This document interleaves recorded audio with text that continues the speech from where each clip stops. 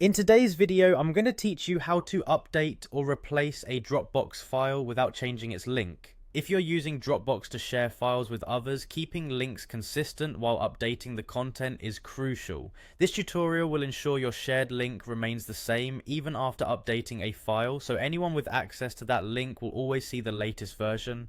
First, you need to prepare the updated version of your file. Before making any changes, ensure the updated file is saved and ready to go on your computer. This step is important because having everything prepared in advance will streamline the process and minimize any delays or mistakes.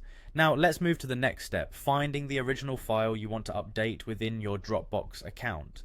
You can do this by navigating to your Dropbox folder on your computer, or you can log into your Dropbox account through their website and find the file there. It's important to locate the file accurately because the next steps involve replacing this specific file with your new version.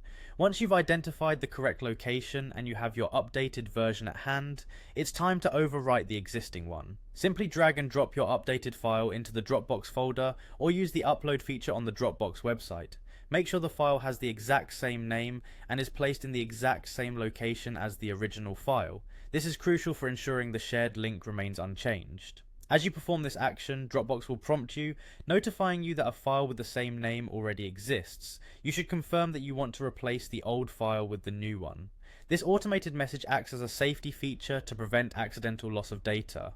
By confirming, you ensure that the old file is replaced by the new one, and this is exactly what allows the link to continue pointing to the updated file. After replacing the file, verify that the contents have updated as expected.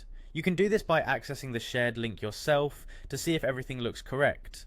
Because Dropbox retains the shared link for the original file, anyone using that same link will now see your updated content. This method is a simple and effective way to maintain continuity for all file recipients, ensuring they always access the most current version without needing to send a new link every time an update is needed. It streamlines collaboration and implies less hassle for both you and anyone accessing your shared content.